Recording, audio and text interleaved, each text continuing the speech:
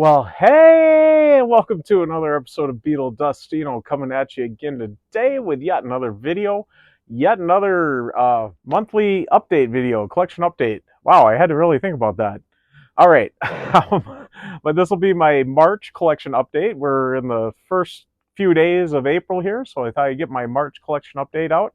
And I did have quite a bit this month, so quite a few things to show here. So we'll get going on. Before we do, I do want to thank all my subscribers and thanks to any new subscribers. And if you haven't subscribed yet, please do. And do hit the notification bell so you know when I got new videos coming out. Also, please give the video a like. It really does help out the channel. And do leave a comment. We're trying to break the algorithm here. The algorithm.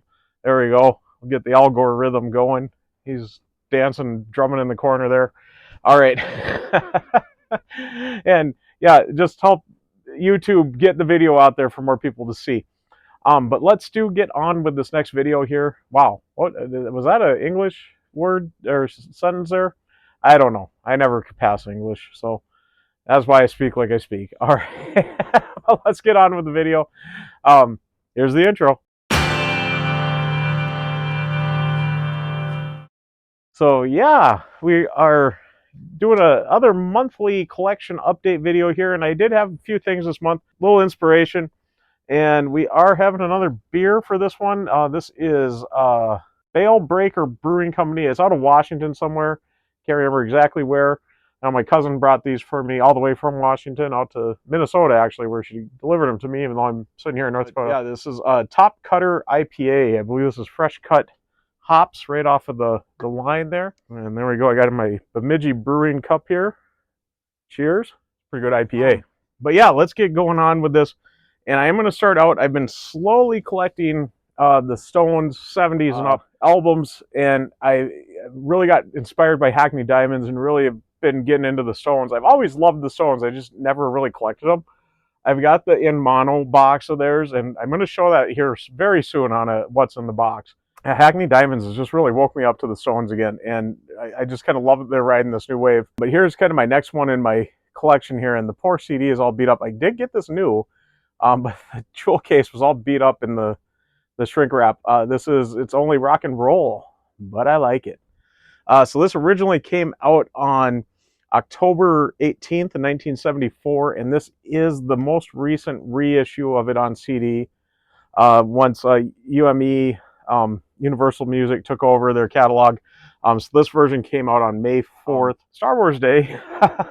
May the 4th be with you of 2009. Kind of interesting, the Stones had a 2009 reissue campaign, and so did the Beatles. So that's kind of interesting, both on Universal Music. So Universal must have had quite a year that year.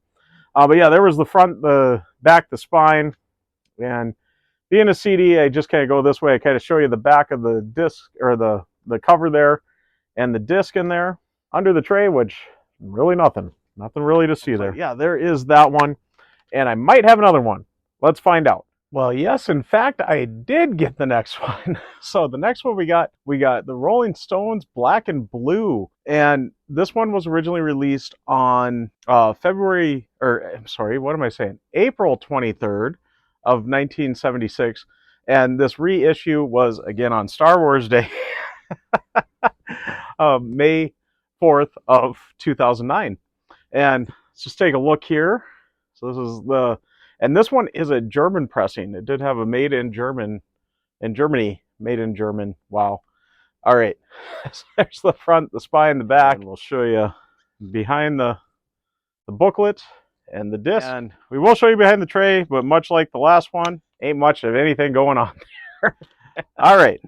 So back to the collection update. So yeah, there we go. I did get another one. We kind of spliced it in there. All right. And up next, this next kind of wave here of what I'm going to show is kind of just some more CDs. I've been listening to a lot of the 90s alternative rock music at work. We've been playing Pandora at work, and I've been putting it onto a 90s alternative rock channel. And I love that era of music too. That was truly my generation of music. And why I ignored it at the time, not totally. Just not every artist I wanted to collect, I guess. I mean, I was a teenager. I was working here and there, but never a ton of money. So there's always albums I wanted to get, and hearing them played on there, and I'm like, yeah, I'm going to see if I can't find that for real cheap on eBay. And sure enough, I got quite a few of them. So first one up here, kind of starting out that alternative rock era there in the 90s. We got Jesus Jones here. This is their album Doubt, which was their second album and came out on January 26, 1991 on the Food record labels. Interesting label there. But there's the back of the booklet and the disc. Did I show you anything else? I didn't. I didn't show you the spine. Didn't show you the back, and the fact that this is a BMG Record Club release, so that's kind of cool. And yeah, I got all these for less than $5 on eBay. So up next is EMF and Schubert Dip. This was their first album. Came out on May 7th of 1991. This is on Parlophone, actually. EMI Parlophone. I do see it there. Which makes sense. They are a British band, so there we go. Yeah, unbelievable. I always love that song. And I remember, it must have been that summer of 91. I mean, you just couldn't get away from Right Here, Right Now, and Unbelievable. It seems like those two were played right back to back all the time. And I mean, now seeing that these albums came out just, within a few months of each other, so that makes a lot of sense. Songs I always liked, like to see how the rest of the album goes, so now I can. Why I never picked the album up, I'm not sure. But there is that one. This one's going a little, not quite the alternative rock, but more kind of the pop from the era, but also kind of right around in that same time of the next year. So this was March 16th of 1992, and I'm too sexy for the CD. All right. Right said Fred.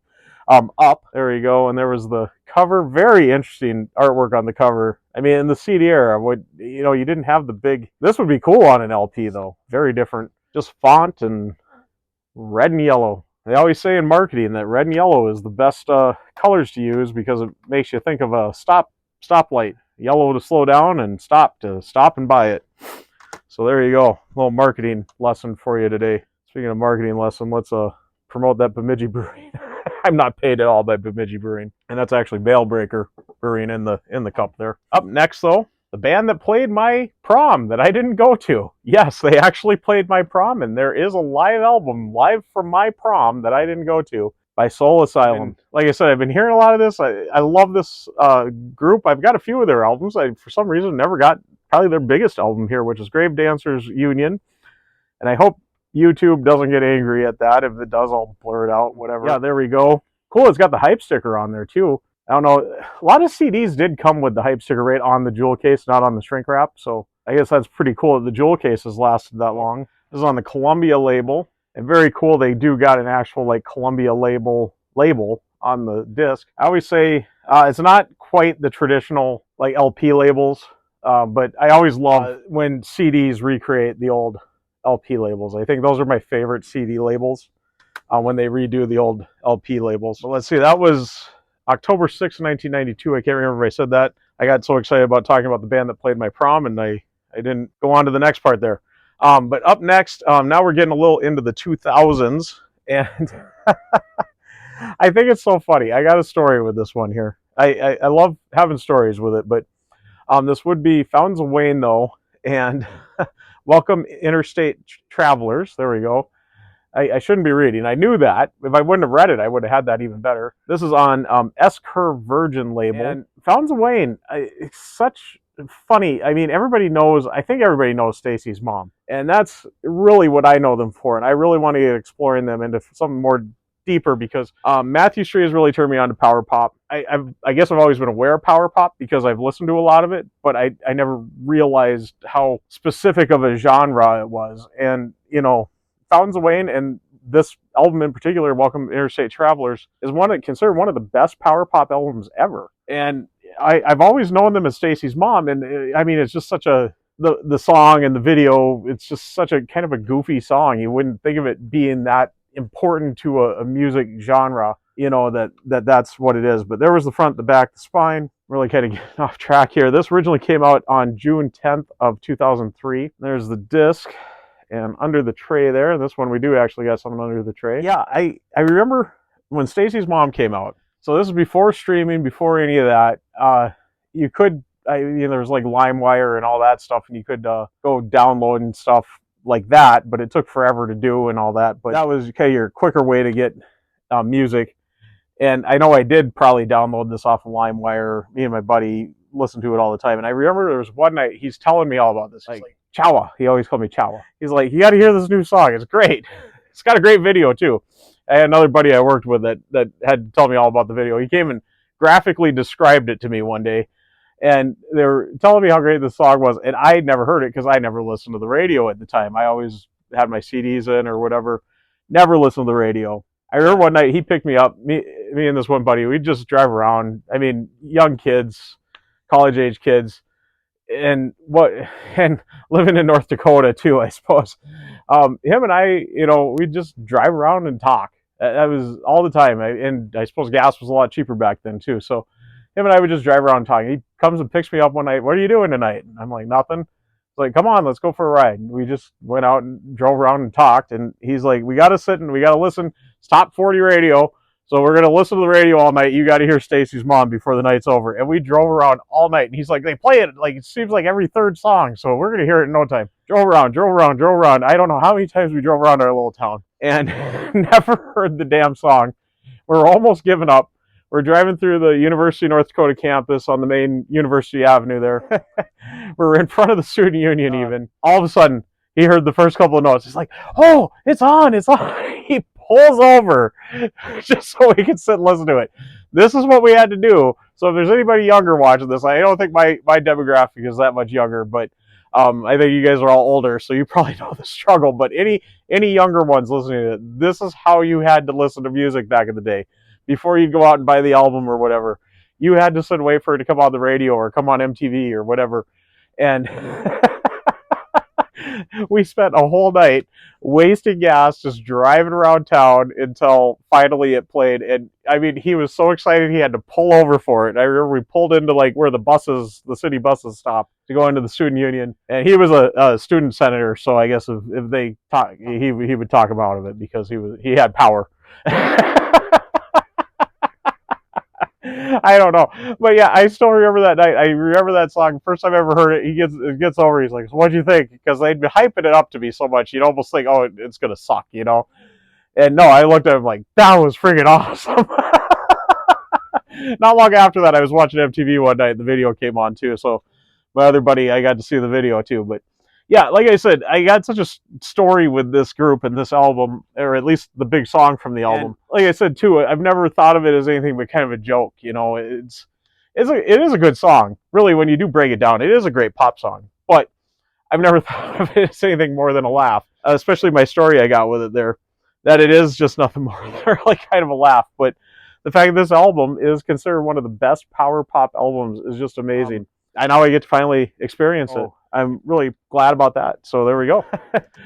Album review coming soon with the Dustino score hopefully figured out. Anyways, let's carry on. Got a little VCLT up next. And truly, VCLT, I got another record from my boss. Like I said in one of my other videos, I said he keeps popping into the charity shops and stuff and picking up cheap records. He says they're only like $3, and if he sees somebody he thinks looks cool, he picks it up and brings it to me and my other coworker, because she's into vinyl too, and whichever one of the two of us grabs it first, I guess get it. And we're usually pretty generous with each other. Like, you really want that one? Go ahead and take it, This one I grabbed. She didn't know who Jim Croce was, believe it or not, but this is Jim Croce. You don't mess around with Jim. Time in a Bottle on there too. Cool hype sticker there showing that. I suppose that's kind of, seems like every time I've looked this up on this album, it's showing that hype sticker, so that's pretty standard. There's the gatefold there. And this originally came out, I've never found an exact date, but April of 1972, and it's on the ABC, the Dunhill also label. I thought this inner sleeve was really cool. This Safe Lock LP protector, and just the paper sleeve. I don't know how safe lock that is, but there's that inner sleeve. I think that's kind of cool. No, this is just ABC Records. So usually it's ABC Dunhill, isn't it? But yeah, there we go. There's side one though, and side two. So pretty cool. I have another sip. Cheers all. And saving the best for last here, so the Beatley find of the month. And I was so happy to find this. I haven't stopped into my local record shop in a while, and I popped in the other day. My pharmacy I pick up my medications at is literally right next door to them. So if I ever go pick up medication, every now and then I'll go pop in there. And anyways, I was over there picking up some medication, so I'm like, well, I might as well go see what's new at Budget Music. And I popped in there, and how many times I've looked through there, And the cool thing with them, I know I've talked about it before, but they've got a Beatles section, just a dedicated Beatles section. So they got all their Beatles stuff right in one area. All the Paul McCartney albums, all the John Lennon, all the Beatles, all the Harrison, all the Starr, any albums, singles, CDs, you name it, it's all there. But if you do go through just their regular racks, they're also in there too. And I never think to go look in the other ones. And the other day I was kind of looking for another artist, and I was just like, well, let's go just see. And I happened to be in kind of the W section. I can't remember who I was even looking for, but when I'm going through the W section, and under Wings, there sits Wings Over America. And I was really shocked, and I'm thinking, I've never seen this here before. But here it is, and it was in great shape. And I believe this is an original pressing, but there is the front, the spine, and the back, and everything is in here, so that was really cool. This originally came out on December 10th of 1976 on Capitol Records. Haven't shown the gatefold yet, and of course this is a triple album. And what I discovered with this, I've got the newer reissue with the colored vinyl, and it's kind of interesting how they did the sleeve with 3, because it is only a gatefold. They didn't do like 3. But this has actually got little dividers, and I'm sure you all know about it, but I was pulling it out, taking a look at it, and discovered, I'm like, what is in the middle here? There's little dividers. But here's disc 1 and the sleeve. We do got the inner sleeves with it all. There's the sleeve there. Yep, we do got side 1 there. And none of the weird automatic turntable stuff. We truly got side 2 on side 2. There we go. Yeah, but there's little dividers in the jacket pocket here. So you got your divider for disc 1 and disc 2.